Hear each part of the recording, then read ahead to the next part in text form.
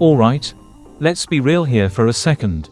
If you can manage to talk to people with even a little bit of confidence, you're already leaving most folks your age way behind.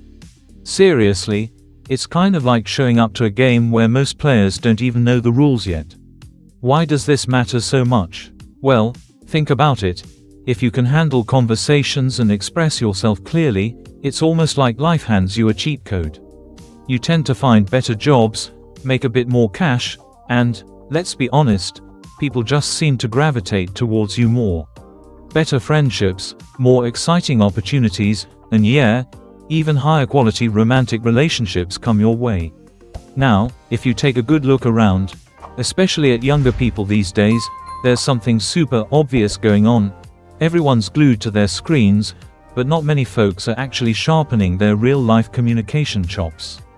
It's like there's this huge crowd of people waiting for someone to step up and actually hold a conversation. And here's the kicker: there's a big gap between what's needed and what's out there. The demand for good communicators, pretty high, but the supply, honestly, it's kind of sad. This is where you can step in and shine without even needing to be extraordinary.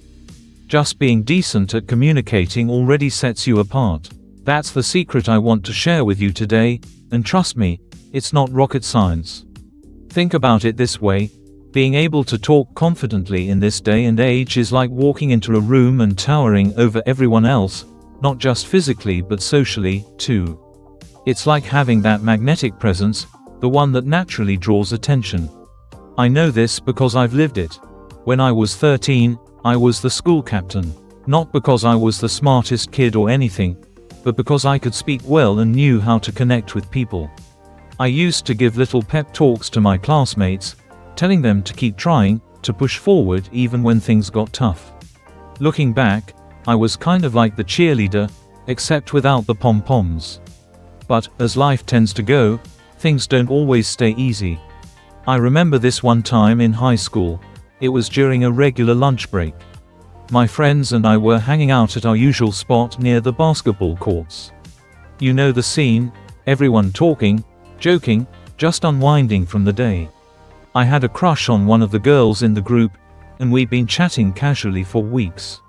I thought things were going well until one of my other friends joined us that day. He was funny, charming, and honestly, just had that natural confidence that made people gravitate toward him. Almost instantly, her attention shifted to him.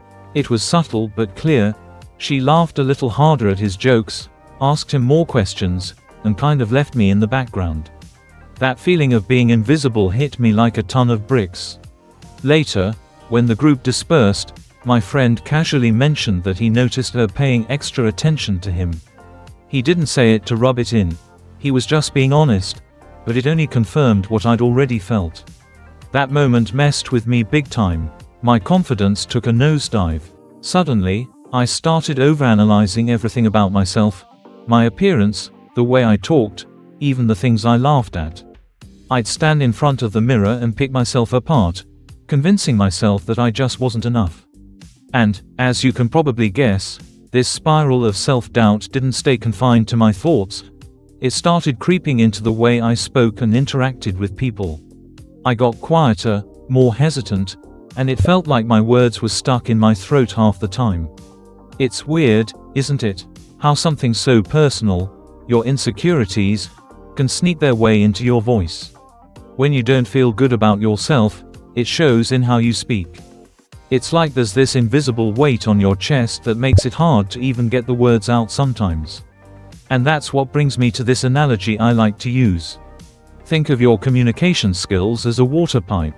The clearer and cleaner it is, the better the water, your words, your tone, your expression, flows through.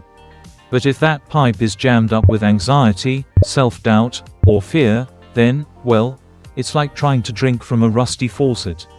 Not great, right? Here's the thing.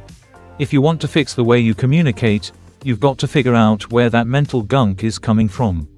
It's not about patching up the symptoms, but really digging into the root of the problem. Why do you freeze up around certain people? What's holding you back from saying what you really want to say? Maybe it's something that happened a long time ago. Or maybe it's more about how you see yourself now. Whatever it is, the first step is figuring out what's clogging the pipe. But let me tell you this, don't go chasing perfection. It's a myth. Even now, I still get nervous sometimes. There are moments when I feel that little twinge of embarrassment creeping up, or when I wonder if someone's judging me. That stuff doesn't completely disappear. But what you can do is learn to deal with it better. It's about clearing out just enough of that gunk so your words don't get stuck in your throat anymore. Think about it. Confidence isn't about being flawless. It's more about getting to a place where you can roll with the punches. If you stumble on your words, who cares? If someone gives you a weird look, so what? When you stop overthinking and just focus on expressing yourself, people start to notice. They pick up on that ease in your voice, that comfort in the way you carry yourself. And honestly, that's all it takes to stand out. At the end of the day, what I want you to take away from this is that communication isn't some magical gift that only certain people are born with. It's more like a skill, a bit like learning to ride a bike. You practice, you fall, you get back up, and eventually, it feels natural. And guess what? You don't have to do it alone. There are tools, tips, and tricks you can use to make the process a little smoother. But, first, you've got to start. So, are you ready to clean out that pipe and let the words flow? Because trust me, once you do, it'll change the way you see yourself and how others see you too. So, you're probably wondering, how do you actually get better at talking to people, like, starting today? I'm not here to throw some complicated plan your way. Instead, let's break it down into 4 super simple, but really effective steps that you can totally start doing right now. Trust me, these small tweaks can make a huge difference. Step 1. Get your head in the right place, or set the right intention. Here's the thing. Why you're talking to someone matters way more than most people realize. Are you trying to impress them? Maybe you're fishing for a compliment or hoping they'll say something nice about you.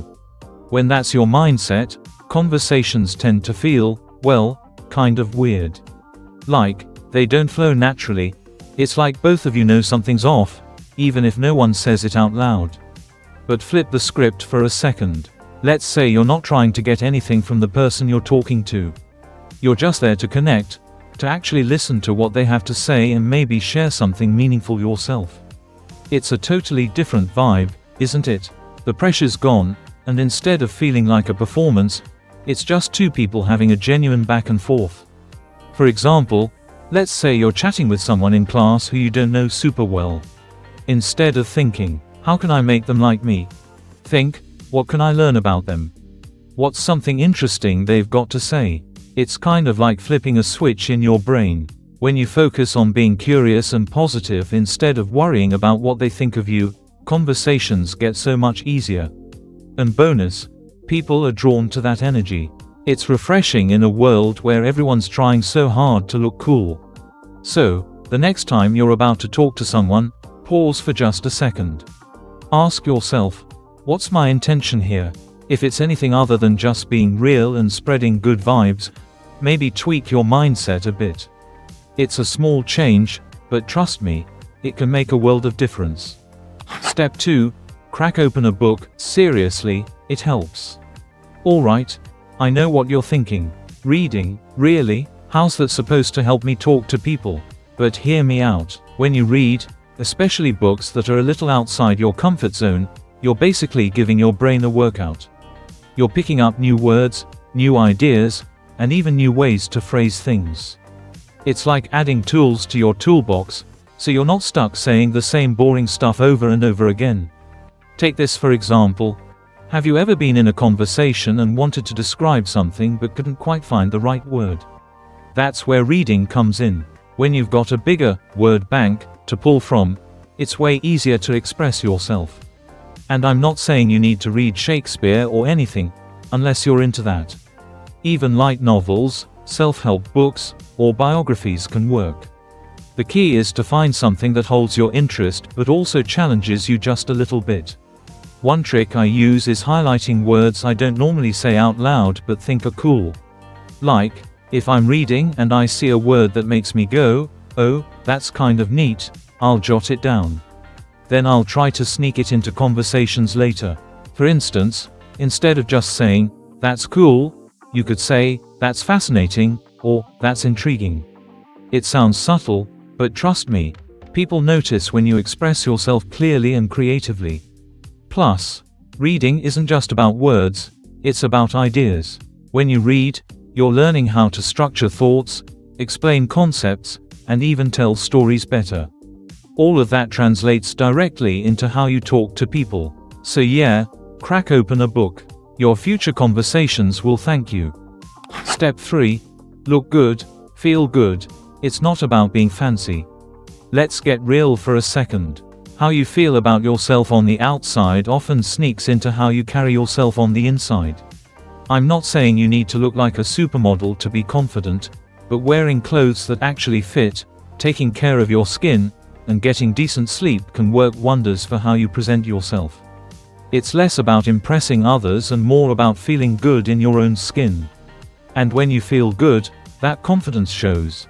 For example, think about your favorite outfit, the one that makes you feel like you've got your life together, even if you don't. Now imagine walking into a room wearing that versus, I don't know, some old, wrinkled sweats. See the difference? When you like how you look, you stand a little taller, smile a little easier, and, yes, speak with more confidence.